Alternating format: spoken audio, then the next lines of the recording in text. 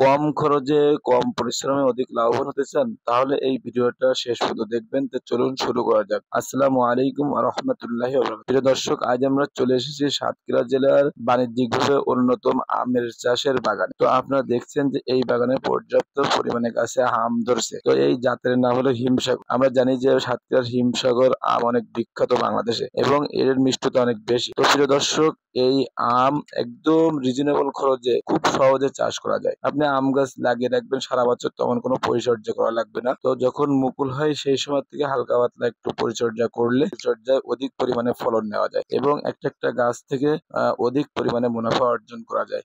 যেমন আমি যে গাছটার নিচে দাঁড়িয়ে আছি এই গাছটার বয়স মাত্র 5 বছর।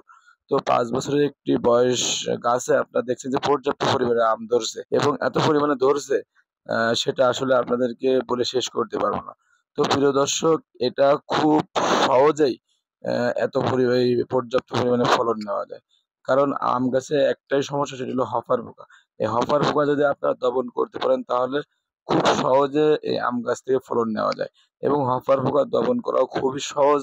তো এইজন্য আসলে আমরা কম পরিশ্রমে আম চাষ করার জন্য চেষ্টা করি। চারা নিতে চাইলে আমাদের বিসমিল্লাহ নার্সারিতে অবশ্যই যোগাযোগ করবেন। আমরা ভালো মানের চারা আপনাদের কাছে পৌঁছে দেব। এই জায়গায় একটা গাছ আছে, এই গাছটা প্রায় দেখেন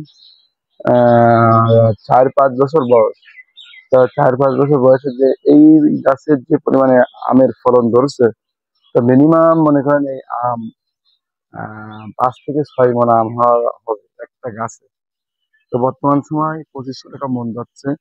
তো 6 মণ আম যদি ধরা হয় একটি গাছে, তাহলে মনে করেন 6 × 2 = 12, 12 আর ওদিকে 3000, 12, 13, 14, 15। তো প্রায় 15-16 হাজার টাকা একটা গাছ থেকে বেরিয়ে যাচ্ছে। এবং আমরা জানি যে আমের যখন মুকুল আসে, মুকুল থেকে আহ, আম পরিপক্ক হওয়া পর্যন্ত একদম সীমিত খরচ এবং সীমিত কিছু কীটনাশক স্প্রে করলে সেটা দূর হয়ে যায়, মানে সেটা দূর হয়ে যায়। সীমিত কিছু স্প্রে করলে আপনার গাছে আমের গুটি ভালো ধরে। এবং আমরা জানি যে আমের বেশিরভাগই একটা জিনিস আক্রমণ হয় হপার পোকা। সেই হপার পোকাটা যদি আহ, করা যায়, প্রতিকার করা যায়, তাহলে আমের ফলন বাম্পার ফলন পাওয়া যায়। তো আপনারা দেখছেন যে আহ, দেখেন একটা থোকায় দেখেন, একটা, দুইটা, তিনটা, চারটা, এরকম থোকায় থোকায় যেমন দেখেন কি পর্যাপ্ত পরিমাণে আম ধরছে। তো আপনারা যদি এরকম ভাবে যদি কম পরিশ্রমে যদি আপনারা আম চাষ করতে চান, তাহলে অবশ্যই আপনারা লাভবান হতে চাবেন। এবং বিশেষ করে যারা অলস মানুষ, তারা এরকম এইসব চাষগুলো আপনারা বেছে নিতে পারেন এবং এর থেকে আপনারা অধিক পরিমাণে লাভবান হতে পারবেন। দেখেন